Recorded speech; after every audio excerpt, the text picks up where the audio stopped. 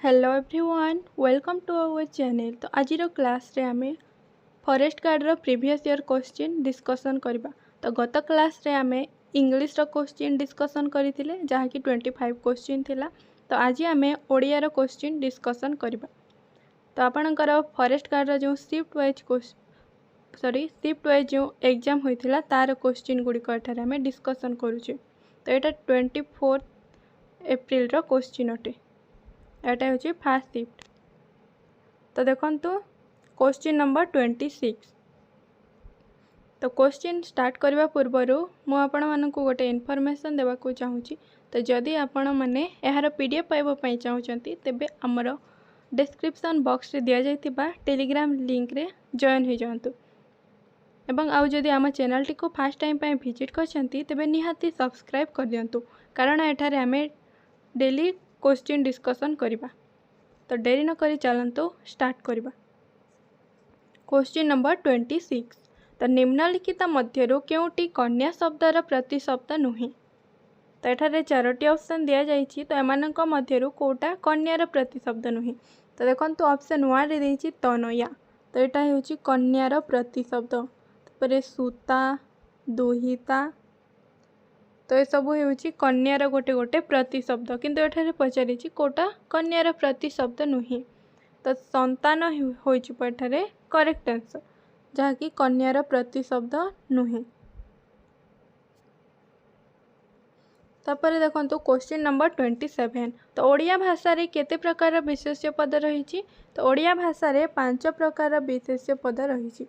तो से 5टी कोन कोन तो नोट करि नियंतु। प्रथम हेला व्यक्तिवाचक विशेष्य। कौन व्यक्तिवाचक, तापरे जातिवाचक,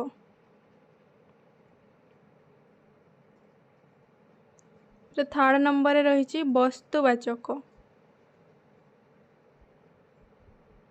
फोर्थ रे हेबो कौन गुण बा अवस्थावाचक, और फिफ्थ नंबर रे होची क्रियावाचक।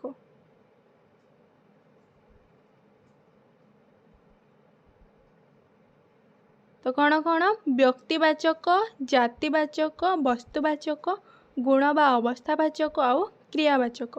तो यहपरि 5 प्रकार विशेष्य पद रही। नेक्स्ट क्वेश्चन, निम्न रे प्रदत्त क्रियापद मध्यरु केउटी असंपन्न सूचक क्रिया अटे। तो एमानक मध्यरु कोटा हेउची गोटे असंपन्न सूचक क्रिया। तो यार करेक्ट आंसर टी होची पढ़ू। नेक्स्ट क्वेश्चन, नयनर संधि विच्छेद स्वरूप कौन हम। तो नयन को जदि आमे संधि विच्छेद करबा तो हेबो ने युक्त अन। तो ने युक्त अन नयन। नेक्स्ट क्वेश्चन, मुख उच्चारित सार्थक ध्वनि गुड़िकर समाहार को कौन कहुए। तो आमर मुखर उच्चारित होतिबा सार्थक ध्वनि गुड़िकर समाहार, तो ताकू कौन कहुए जाए, शब्द कहुए। तो ऑप्शन 3 हो एठारे करेक्ट आंसर। तो सार्थक ध्वनि गुड़िकर समाहार को शब्द कहुए।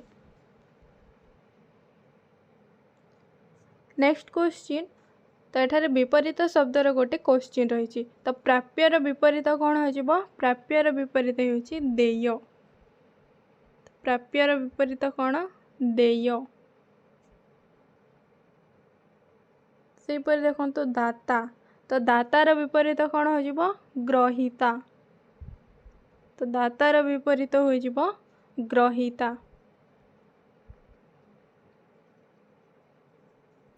नेक्स्ट क्वेश्चन, आरक्त शब्द रे आ एक कौन।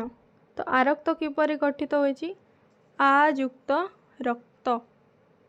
तो आ और रक्त मिसिकी होइछि आरक्त। तो एठारे आ कौन, तो ये शब्दर पूर्व रे यह व्यवहृत होइछि, तेणु ए आ हेउछि गोटे उपसर्ग। कौन उपसर्ग। तो ऑप्शन 2 हो जिवो यार करेक्ट आंसर। क्वेश्चन नंबर 33, आकाश कुसुमर सठिक अर्थ कौन।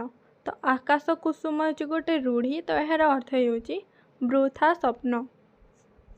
तो ऑप्शन 1 हो जिवो यार यार करेक्ट आंसर। नेक्स्ट क्वेश्चन केउटी संवाद शब्दर उपयुक्त गठन रीति। तो संवाद शब्द किपरि गठित होइछि। तो देखंतु सम युक्त बद युक्त अ। तो यहपरि संवाद होइछि सम बद आउ अ संवाद। तो ऑप्शन 2 होइछि यार करेक्ट आंसर। नेक्स्ट क्वेश्चन प्रासाद शब्दर विपरीत शब्द कौन। तो प्रासादर विपरीत हो कुटीर। तो प्रासादर विपरीत कौन कुटीर। तो से पर देखो क्वेश्चन नंबर 36। तो उत्कर्ष शब्द रे क्यों उपसर्ग व्यवहार होइछि। तो प्रथम आम जाने उत्कर्ष किपरि गठित होइछि। तो देखो उत आउ कर्ष उत आउ कर्ष मिसिकी होइछि उत्कर्ष। तो ये क्यों उपसर्ग रही। तो देखो उत उपसर्ग रही। तो उत हो यार करेक्ट आंसर।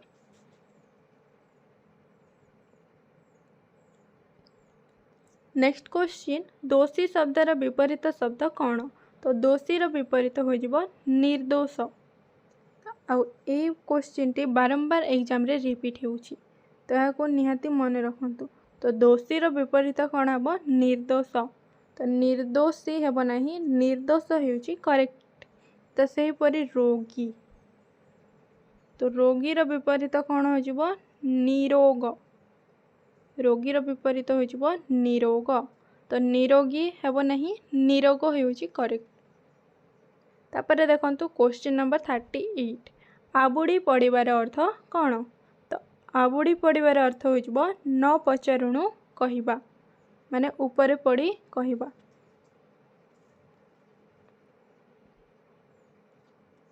नेक्स्ट क्वेश्चन ध्वनिर सांकेतिक रूप को कौन कह जाए। तो ध्वनिर सांकेतिक रूप को वर्ण कह जाए।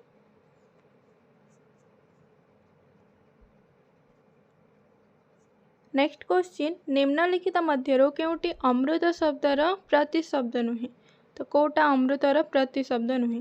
तो देखंतु अमीय सुधा और पीयूष। तो ये सब होउछि अमृतर प्रतिशब्द किंतु वसुधा तो यहाँ अमृतर प्रतिशब्द नुहे। तेबे यहाँ कहार प्रतिशब्द। तो यहाँ हूँ पृथ्वीर प्रतिशब्द। तो पृथ्वीर प्रतिशब्द हूँ वसुधा। तो यहाँ कौटा अमृतर प्रतिशब्द नुहे पचारि। तेणु करेक्ट आंसर टी कौन हम वसुधा। तो ऑप्शन 2 हो यार करेक्ट आंसर। क्वेश्चन नंबर 41 तो मनीषर मुख निःसृत ध्वनि मानकर नियमबद्ध समाहार को कौन कह जाए। तो मनीषर मुख निःसृत ध्वनि मानकर नियमबद्ध समाहार को भाषा कह जाए। नेक्स्ट क्वेश्चन अंधर लौड़ीर सठिक अर्थ कौन। तो अंधर लौड़ी यार अर्थ होउछि असहायर सहाय। क्वेश्चन नंबर 43 तो क्रियार मूल प्रकृति को कौन कह जाए। तो क्रियार मूल रूप को धातु कह जाए। तो गोटे एग्जांपल आमे नेबा पढ़िबा। तो यहाँ हूँ गोटे क्रिया। तो यार मूल रूप कोटा पढ़। तो पढ़िबा क्रियार मूल रूप होउछि पढ़ और यहाँ हूँ तार धातु। तो पढ़ धातुरु पढ़िबा सृष्टि होछि। नेक्स्ट क्वेश्चन तो यहाँ 4टी संधि दि जाइछि। तो एमानंक मध्यरु क्यों संधि विच्छेदटा भूल अटे। तो आम देखि नेबा ऑप्शन ए रे देइछि अनुयुक्त एषण। तो अनु आउ एषण मिसी कौन हुए अन्वेषण। तो यहाँ ठीक रही। तापर प्रतिजग अह प्रत्यह। तो यहाँ मध्य ठीक रही। देव आउ ऋषि देवर्षि। तो यहाँ मध्य ठीक रही। तापर देखो ऑप्शन 2 रे देइछि स्वयोग आगत स्वागत। तो यहाँ भूल रही। तो स्वयुक्त आगत स्वागत हो न थाए। तो स्वागतर संधि विच्छेद किपरि हेबो। तो देखंतु स्वागत तो यह किपरि होइछि सुजोग आगत। तो सुजोग आगत मिसिकी स्वागत होइछि किंतु एठारे देइछि स्वजुग आगत तेणु यही संधि विच्छेदटी भूल रही। ऑप्शन 2 हेउछि यार करेक्ट आंसर। तापर देखंतु क्वेश्चन नंबर 45 तो निम्नलिखित संधि मानक मध्यरु केउटी स्वर संधि नुहे तो केउटा स्वर संधि नुहे पचारि।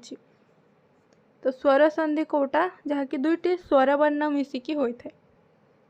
तो आम प्रथम देखा तथा जोग एव तो तथा तो तथार तथा जोग एव समान तथैव। तो यहाँ हूँ स्वर संधि देखु आ आउ ए मिसिकी ओई होइछि। तो यहाँ दुईटी स्वर वर्णर समाहार होइछि। तो यहाँ हूँ गोटे स्वर संधि। तापर नेक्स्ट देखा शुभ जोग इच्छा तो शुभ रे अ आउ ई मिसिकी ए होइछि शुभ माने भर अ एठारे ई तो अ आउ ए ई मिसिकी ए होइछि। तो ये दुईटी स्वर वर्ण तेणु एटा मध्य गोटे स्वर संधि। तापर नेक्स्ट देखंतु महाजोग उधदि मोहदधि तो महारे देखंतु आ आउ उ दुईटा मिसिकी होइछि ओ आ आउ उ मिसिकी ओ होइछि। तो यहाँ मध्य होइछि गोटे स्वर संधि।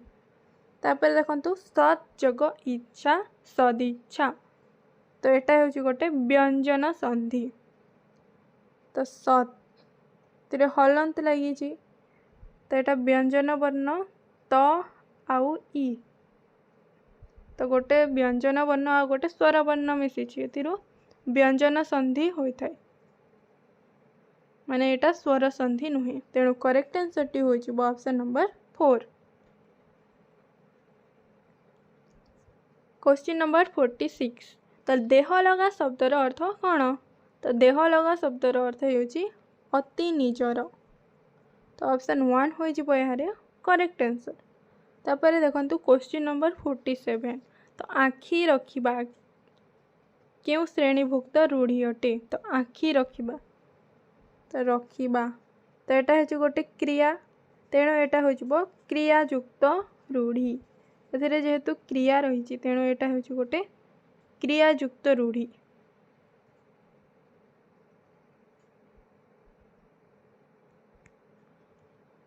नेक्स्ट क्वेश्चन देखा देखो क्वेश्चन नंबर 48 तो लवकुश दुहे जाला भाई ए वाक्य रे संख्यावाचक विशेषण पद केउटी तो लवकुश दुहे तो केते दुहे माने दुई को बुझाउछि माने दुई हेउछि गोटे संख्या तेणु एठारे संख्यावाचक विशेषण पद हेउछि दुहे। तो ऑप्शन 2 हो जिवो एठारे करेक्ट आंसर। तापर देखंतु क्वेश्चन नंबर 49 तो गरीब छात्रटी भल पढ़ुछि एही उक्ति रे विशेषण पदटी चिन्हट कर तो विशेषण पद कौन जहाँ गोटे विशेष्य पद को विशेषित करिथाय और विशेष्य पद विषय रे किछि एक्स्ट्रा कहि थाय। तो एठारे देखंतु विशेष्य पद होउछि छात्र तो छात्र को किए विशेषित करुछि गरीब किपरि छात्र गरीब छात्र तो एठारे विशेषण पद हो गरीब। तो देखो ऑप्शन 4 हो यार करेक्ट आंसर। तो आज देखो लास्ट क्वेश्चन तो निम्नलिखित विशेष्य पद मध्यरु केउटी जातिवाचक विशेष्य अटे तो जातिवाचक विशेष्य कोटा मनीष तो यहाँ मनीष जातिर समस्त को बुझाऊँगी तेणु यहाँ हूँ गोटे जातिवाचक विशेष्य। सुंदर सुंदर गोटे गुण को बुझाऊँगी तेणु यहाँ हूँ गोटे गुणवाचक विशेष्य। और यार व्यवहार अनुसार एटा विशेष्य हेब नहले विशेषण हेब। जेपरि देखिबा सुंदर बालक। तो बालक शब्द को एटा विशेषित करुछि एटारे सुंदर गोटे विशेषण भाव में व्यवहृत होइछि कारण एटा बालक विशेष्य पद को विशेषित करुछि। तो एठारे सुंदर होउछि गोटे विशेषण पद। तापर देखंतु हिमालय। तो एटा गोटे पर्वतर नाम को बुझाउछि गोटे निर्दिष्ट नाम को बुझाउछि तेणु एटा होउछि नामवाचक विशेष्य बा व्यक्तिवाचक विशेष्य। तो सही पर देखंतु रामायण। तो एटा गोटे बहिर नाम को निर्दिष्ट नाम को बुझाउछि तो एटा मध्ये होउछि गोटे नामवाचक विशेष्य पद। तो एटा थिला आपणकर ओडिया रो आसीतिबा क्वेश्चन। तो नेक्स्ट क्लास रे आमे अन्य सेक्शन रु क्वेश्चन डिस्कशन करिबा। तो सेति पई आपण माने हम चैनल सहित निहाती जोड़ी होई कि रहंतु और नेक्स्ट को टॉपिक रो क्वेश्चन दरकार ताहा आपण माने कमेंट करी जणाइबे। तो रहूछि नमस्कार।